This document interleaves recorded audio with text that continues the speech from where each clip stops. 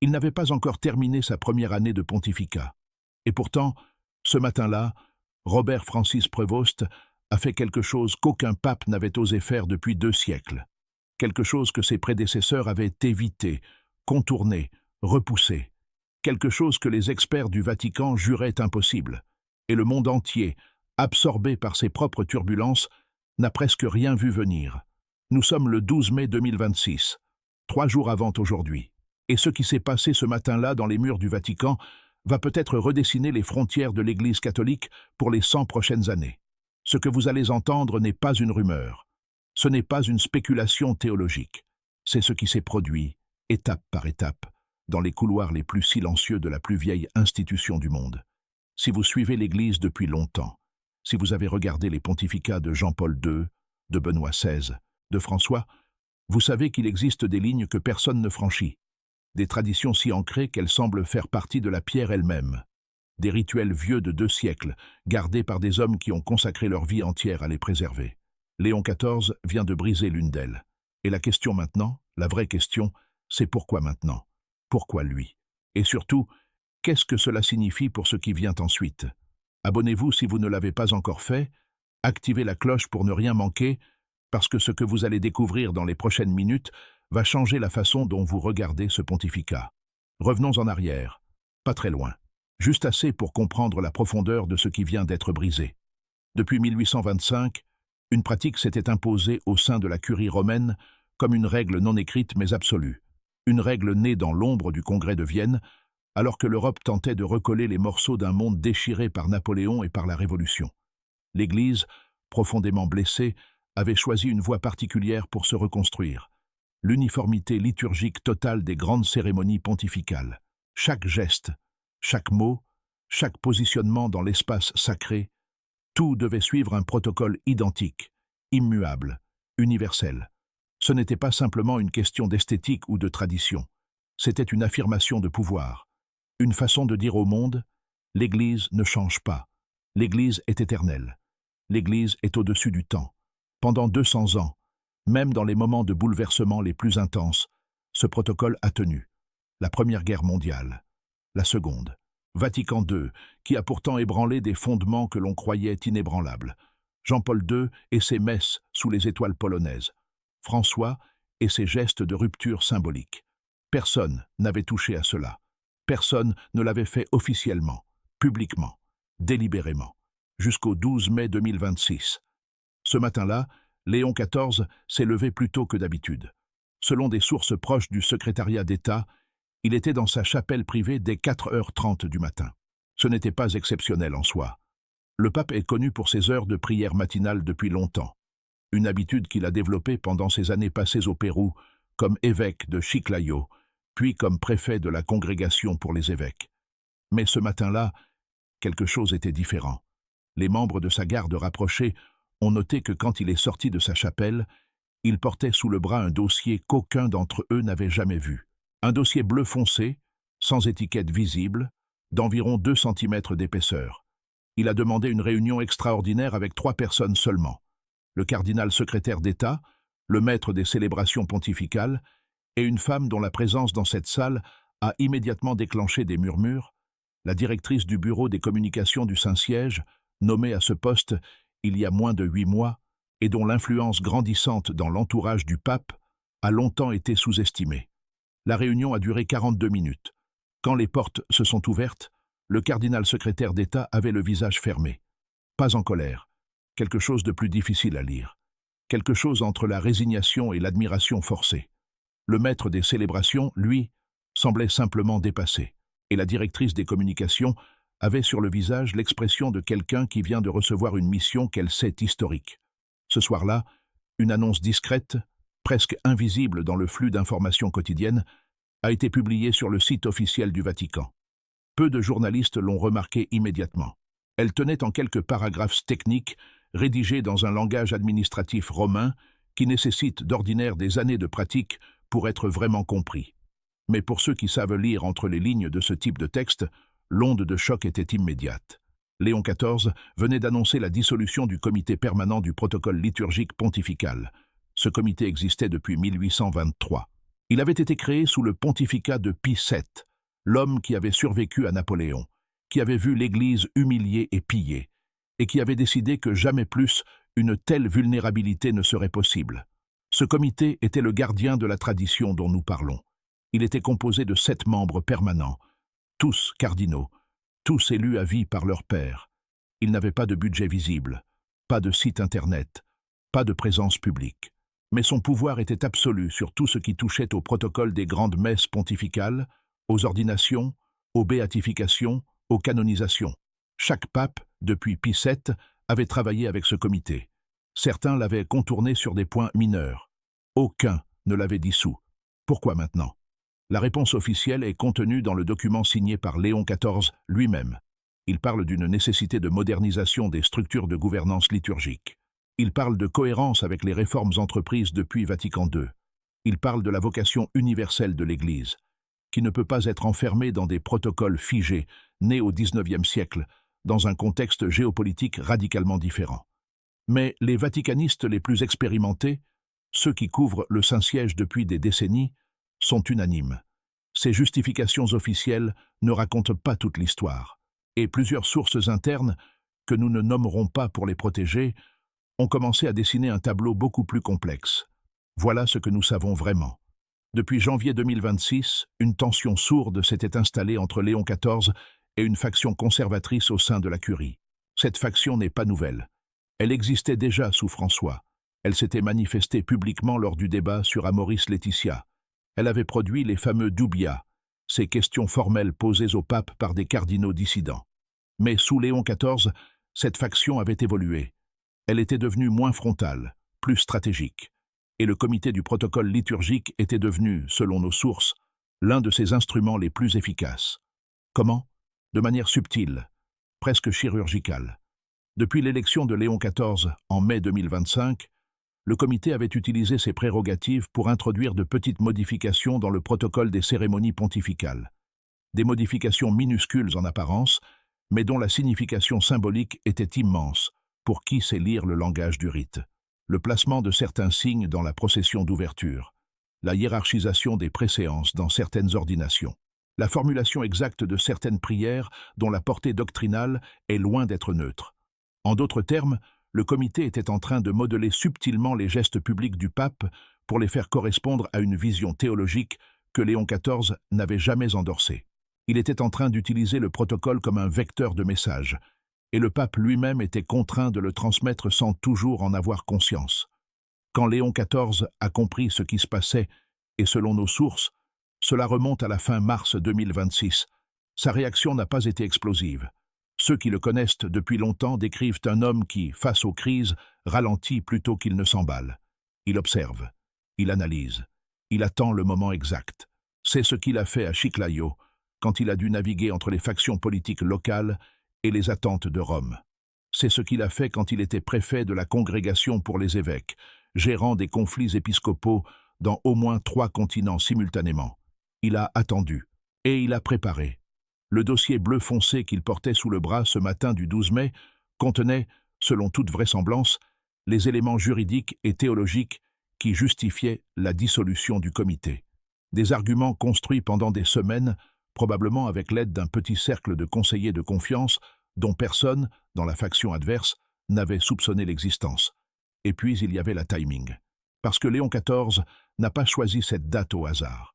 Le 12 mai 2026 est une date qui a une résonance particulière dans le calendrier ecclésiastique.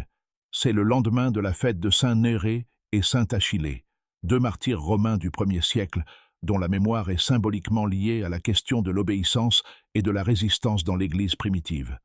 Pour un pape aussi nourri de théologie historique que Prévost, ce choix de date n'est probablement pas une coïncidence. C'est un message codé, destiné à ceux qui savent le déchiffrer. Ce que personne n'a vu venir, c'est la rapidité. Tout le monde dans les cercles informés savait qu'une confrontation aurait lieu tôt ou tard. Personne n'avait anticipé qu'elle arriverait sous cette forme.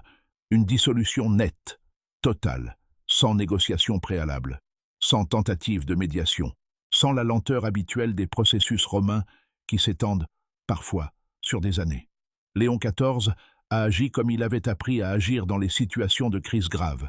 avec décision chirurgicale, au moment où l'adversaire ne l'attend pas. Mais maintenant, la vraie question, qu'est-ce qui remplace le comité? Parce qu'une dissolution sans remplacement serait un chaos liturgique. Et Léon XIV le sait mieux que quiconque.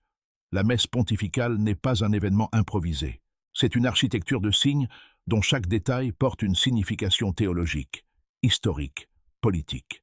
Supprimer le gardien de cette architecture, sans rien mettre à sa place, serait l'équivalent d'abattre les murs porteurs d'un bâtiment sans avoir préparé les étais. Dans le même document, presque en passant, comme si c'était une simple note administrative, Léon XIV annonce la création d'un nouvel organisme. Il s'appelle le dicaster, pour l'inculturation liturgique. Et sa structure est radicalement différente de ce qu'il remplace. Le comité du protocole comptait 7 cardinaux permanents, tous européens, tous élus à vie. Le nouveau dicaster comprendra 19 membres, dont 7 laïcs, dont des représentants de l'Église en Afrique, en Amérique latine, en Asie du Sud-Est, dont, et c'est ici que plusieurs observateurs ont eu le souffle coupé, une musicologue spécialisée dans les traditions liturgiques africaines, une théologienne brésilienne connue pour ses travaux sur la théologie de la libération, et un moine bénédictin philippin dont les réflexions sur l'inculturation eucharistique ont été controversées dans certains milieux romains conservateurs. Ce n'est pas une réforme, c'est une révolution de composition. Pour la première fois depuis que l'institution existe, le corps chargé de définir les protocoles des grandes cérémonies pontificales sera majoritairement non européen et inclura une voix laïque significative. Prenez un moment pour mesurer ce que cela signifie. Depuis 1823, les règles selon lesquelles le pape dit la messe devant le monde, les gestes qu'il fait, les mots qu'il prononce dans leur forme ritualisée, l'ordre dans lequel il accueille les dignitaires, la symbolique de chaque mouvement de sa liturgie publique, tout cela était décidé par 7 hommes, tous cardinaux, tous formés dans la même tradition romano-centrée, tous gardiens d'une vision de l'Église, née dans l'Europe post-napoléonienne. À partir d'aujourd'hui, tout cela sera discuté, négocié, décidé par un groupe qui ressemble pour la première fois à l'Église mondiale telle qu'elle existe réellement. Une institution dont la majorité des fidèles vivent au sud de l'Équateur, dans des cultures qui n'ont aucun lien organique avec l'Europe du XIXe siècle. La réaction n'a pas tardé. Dans les heures qui ont suivi l'annonce, les premières réactions ont commencé à filtrer. Discrètes d'abord, comme toujours dans ce monde où la parole publique engage et où le silence est une forme d'art. Mais progressivement, le spectre s'est élargi. Du côté des réformateurs, l'accueil a été chaud, parfois même euphorique.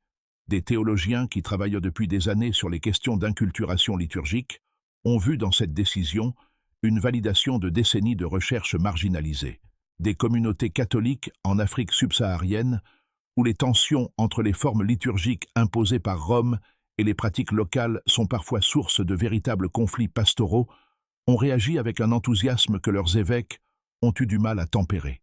Au Brésil, dans certaines paroisses des favelas où François était devenu une figure quasi mythique, le nom de Léon XIV a commencé à être prononcé avec une chaleur nouvelle. Mais du côté de la tradition, la réaction a été d'une toute autre nature. Plusieurs cardinaux, dont l'identité exacte reste protégée mais dont le profil est connu, ont envoyé des communications privées au secrétariat d'État. Non pas des protestations formelles, ce qui aurait été trop visible, trop exposé, mais des inquiétudes soigneusement formulées. Des questions sur la légalité canonique de la décision, des rappels de précédents historiques, des suggestions que la dissolution du comité pourrait être contestée lors du prochain consistoire. Et puis il y a eu ce qui s'est passé à Vienne. Le 13 mai, hier donc, à 24 heures de distance, une conférence de presse a été organisée à Vienne par un groupe informel de théologiens catholiques traditionalistes. Rien d'officiel, aucun cardinal visible. Mais les noms de ceux qui ont participé, même à distance, même sans s'identifier publiquement, dessinent une géographie de l'opposition qui commence à prendre forme. Leur argument central n'est pas directement liturgique. C'est un argument de gouvernance. Ils font valoir que la dissolution d'un organe créé sous Pie VII sans consultation du Collège des cardinaux, sans processus synodal, sans période de discernement communautaire, constitue précisément le type de décision centralisée et unilatérale que le synodalité promue depuis François devrait précisément empêcher. En d'autres termes, ils utilisent le vocabulaire de la réforme pour résister à la réforme. C'est une tactique rhétorique d'une certaine sophistication. La réponse officielle du Vatican a été laconique. Un porte-parole a simplement rappelé que la dissolution d'un organe consultatif et sa réorganisation structurelle relèvent pleinement de l'autorité souveraine du pontife romain, conformément au droit canonique en vigueur. Fin de la réponse. Aucune ouverture au débat. Ce laconisme est lui-même un message. Mais revenons à Léon XIV lui-même. Parce que dans tout ce récit institutionnel, il y a un homme. Et cet homme a une histoire qui éclaire chaque geste de ce pontificat d'une lumière particulière. Robert Francis Prevost n'est pas un pape européen qui découvrirait le monde non occidental par curiosité intellectuelle ou par bonne volonté post-conciliaire. Il a vécu au Pérou pendant 2 décennies. Il a appris l'espagnol et le quechua. Il a dit la messe dans des villages des Andes où l'inculturation liturgique n'était pas un concept théologique abstrait, mais une nécessité quotidienne pour que la foi ait un sens pour des communautés dont l'expérience du monde n'avait rien à voir avec Rome ou avec l'Europe du XIXe siècle. Il sait de l'intérieur ce que signifie un protocole liturgique qui ne parle pas à ceux qui l'entendent. Il sait ce que cela fait à une communauté de célébrer sa foi dans un langage rituel qui lui est étranger. Quand il a reçu la pourpre cardinalis, puis quand il a été élu préfet de la congrégation pour les évêques, puis quand il s'est retrouvé propulsé sur le trône de Pierre le 8 mai 2025, il n'a jamais cessé d'être cet homme qui a dit la messe dans les villages des Andes. Cette réalité intime est au cœur de tout ce qu'il fait. La dissolution du comité de protocole n'est donc pas une manœuvre politique froide. C'est l'aboutissement d'une conviction profonde et d'une expérience de terrain que ses opposants dans la curie n'ont tout simplement pas. Et c'est peut-être là leur erreur fondamentale. Ils ont traité Prévost comme un rival à manœuvrer sur l'échiquier romain, alors qu'il vient d'un autre monde. Il joue selon des règles différentes, des règles qu'il a apprises non pas dans les couloirs de la curie, mais dans les rues de Chiclayo et dans les hauts plateaux andins. Ce qui se passe maintenant, dans les 48 heures qui suivent l'annonce, révèle quelque chose d'important sur la suite. La première réunion du nouveau dicaster pour l'inculturation liturgique est déjà programmée. Elle aura lieu dans moins de 3 semaines. Et selon nos informations, Léon XIV a demandé que cette première réunion se tienne non pas à Rome, non pas dans les palais habituels du Vatican, mais à Nairobi, au Kenya, dans le complexe pastoral de la Conférence des évêques catholiques d'Afrique orientale. Si cette information se confirme, et nous avons plusieurs sources indépendantes qui la valident, ce sera un autre geste symbolique de premier ordre. Pour la première fois dans l'histoire de l'Église, une réunion d'un organisme chargé de définir des protocoles liturgiques pontificaux ne se tiendra pas à Rome.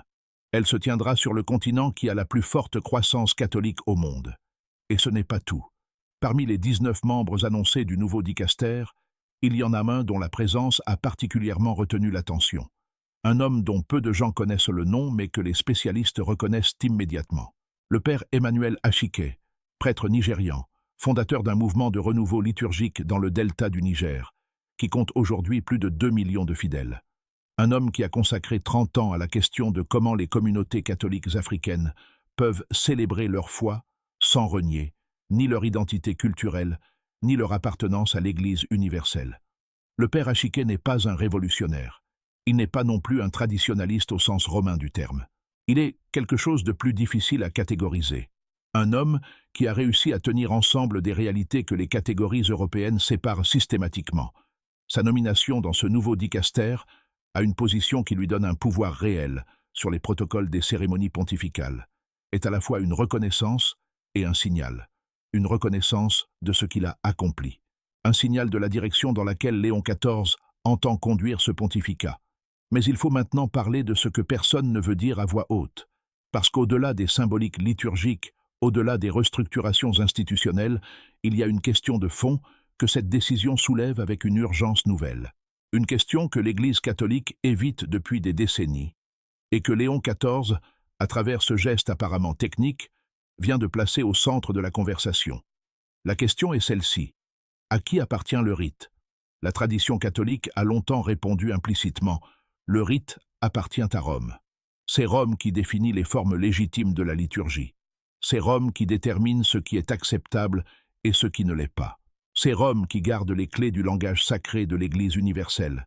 Mais cette réponse implicite a été construite dans un contexte historique particulier. Un contexte où Rome était le centre géographique, démographique et culturel du catholicisme. Ce contexte n'existe plus. Le catholicisme est aujourd'hui massivement concentré dans les Suds. Et les formes de foi de ces Suds ne correspondent pas toujours, souvent ne correspondent pas, au protocole né dans l'Europe du XIXe siècle. En créant le dicaster pour l'inculturation liturgique avec la composition qu'il lui a donnée, Léon XIV ne répond pas directement à cette question. Mais il la pose dans les termes les plus concrets possibles. Il dit « Voici les personnes qui vont désormais réfléchir à cette question. » Et ces personnes viennent de là où l'Église vit réellement aujourd'hui. C'est subversif, profondément subversif, et d'une manière qui ne peut pas être facilement attaquée parce qu'elle utilise les outils mêmes de l'institution, la création d'un dicaster, la nomination de membres, la réorganisation administrative, pour transformer ce que l'institution signifie. Léon XIV a appris de François. François avait tendance à agir par gestes symboliques parfois difficiles à traduire en réalité institutionnelle durable. Prévost, lui, combine le geste symbolique avec la restructuration institutionnelle concrète. Il ne se contente pas de dire quelque chose de différent. Il crée les structures qui vont continuer à dire quelque chose de différent après lui, quel que soit son successeur. C'est là peut-être la vraie profondeur stratégique de ce qu'il vient de faire. Et maintenant, il faut parler de ce qui va se passer ensuite, parce que cette histoire n'est pas terminée. Elle ne fait que commencer. La faction conservatrice au sein de la Curie, dont nous avons évoqué les premières réactions discrètes, ne va pas rester silencieuse.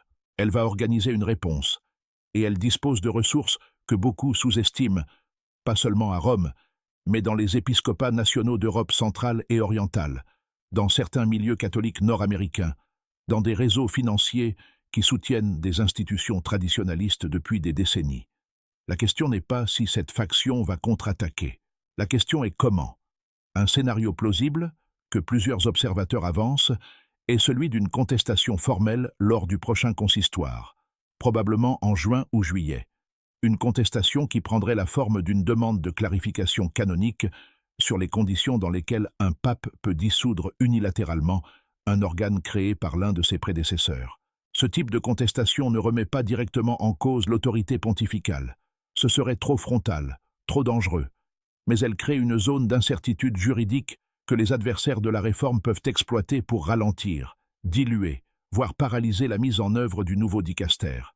Un autre scénario est celui de la résistance passive. Plusieurs membres du corps diplomatique du Saint-Siège, ainsi que certains préfets de dicaster, pourraient simplement ne pas coopérer pleinement avec le nouveau dicaster, lui fournir des informations incomplètes, retarder les réponses aux demandes officielles, créer des frictions bureaucratiques qui, accumulées, peuvent rendre un organisme inefficace même quand son existence est juridiquement incontestable. C'est la vieille technique romaine. Non pas le coup d'État, non pas la rébellion ouverte, mais l'usure, le silence poli, la lenteur calculée, l'art de faire en sorte que les choses bougent si lentement qu'elles finissent par ne pas bouger du tout. Léon XIV le sait. Il a passé des années à naviguer dans ces eaux-là. Et le fait qu'il ait agi aussi vite, aussi décisivement, avec aussi peu de préavis, suggère qu'il veut précisément ne pas laisser le temps à ces mécanismes de s'enclencher. Créer des faits accomplis assez rapidement pour que la résistance arrive trop tard pour être efficace. Mais le jeu est loin d'être gagné. Il y a aussi une dimension internationale à cette histoire que nous ne pouvons pas ignorer, parce que la décision de Léon XIV ne s'est pas produite dans un vacuum géopolitique.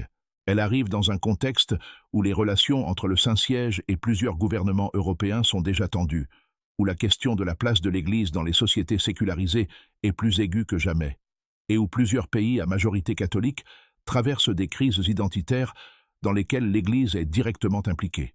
En Pologne, où le catholicisme est une composante centrale de l'identité nationale, la réforme de Léon XIV a été accueillie avec une méfiance à peine voilée par certains membres de la hiérarchie. En Hongrie, le gouvernement, qui a cultivé des relations étroites avec les courants catholiques les plus conservateurs, a simplement observé un silence éloquent. En France, où les catholiques pratiquants sont minoritaires, mais où le débat sur l'identité catholique est particulièrement chargé, les réactions ont été divisées selon des lignes que la seule question liturgique ne suffit pas à expliquer. Et aux États-Unis, le pays natal de Robert Francis Prevost, même si c'est le Pérou qui l'a formé, les catholiques américains forment un paysage extraordinairement divers, et la réaction à cette décision reflète cette diversité.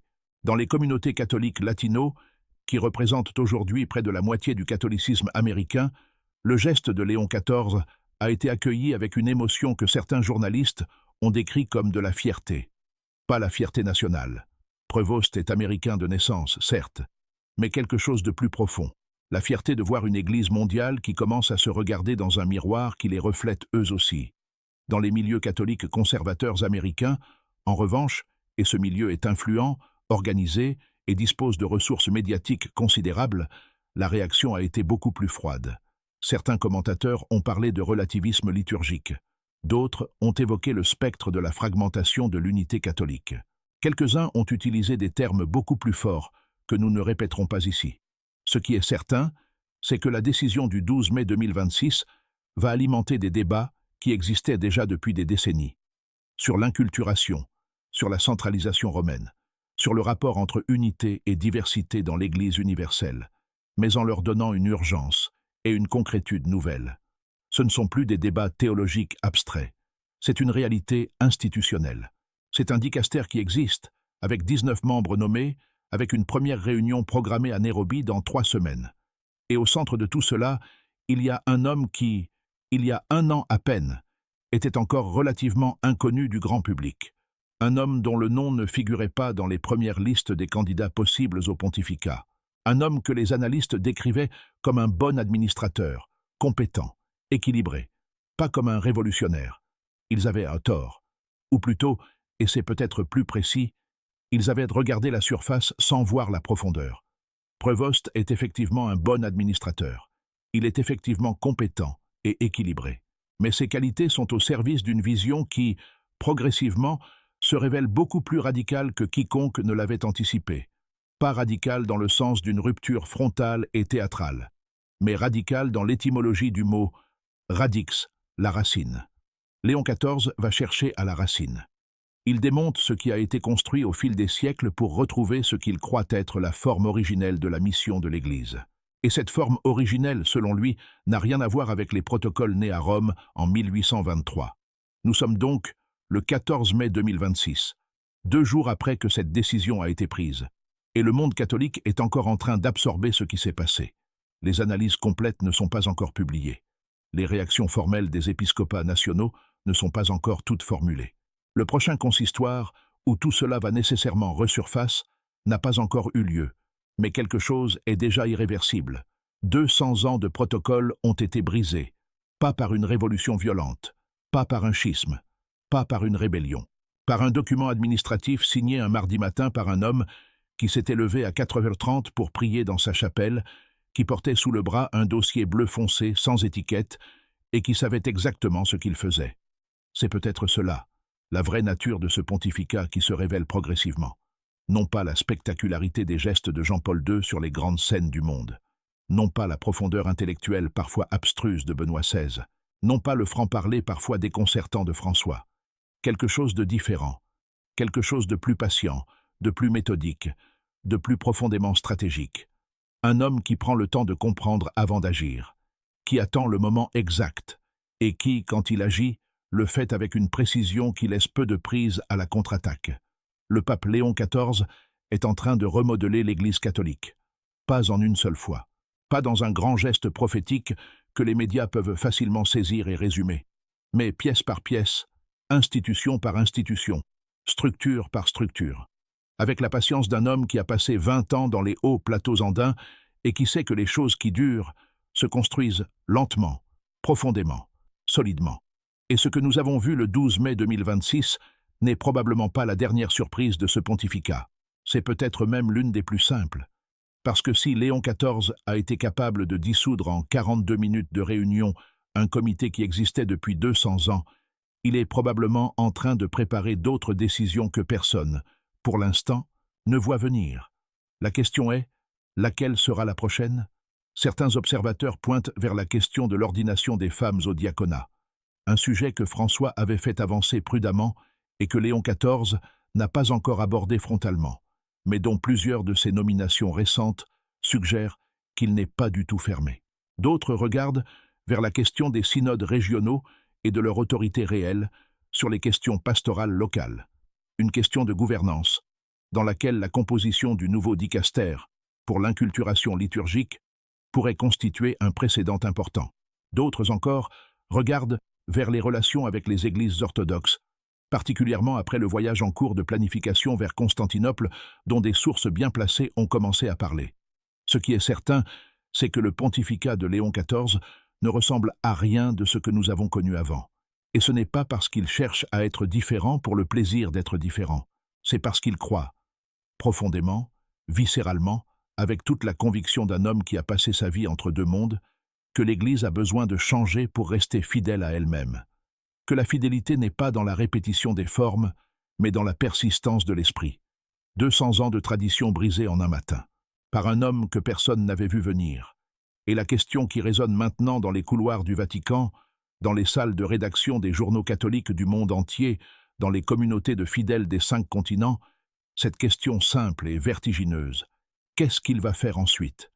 Nous continuerons à suivre cette histoire de près. Dans les prochains jours, nous aurons les premières réactions formelles de plusieurs épiscopats nationaux. Nous aurons peut-être des précisions sur le voyage à Nairobi et sur la première réunion du nouveau dicaster. Et si nos sources tiennent leurs promesses, nous aurons peut-être aussi un aperçu de ce que contient le reste de ce dossier bleu foncé que Léon XIV portait sous le bras ce matin-là. Parce que selon toute vraisemblance, la dissolution du comité de protocole n'en était que la première page. Si vous voulez être là quand ces nouvelles tomberont, abonnez-vous maintenant. Activez la cloche. Partagez cette vidéo avec quelqu'un qui suit l'actualité catholique. Parce que ce que vous venez d'entendre mérite d'être compris le plus largement possible. L'histoire de l'Église est en train de s'écrire. Et pour une fois, elle s'écrit vite.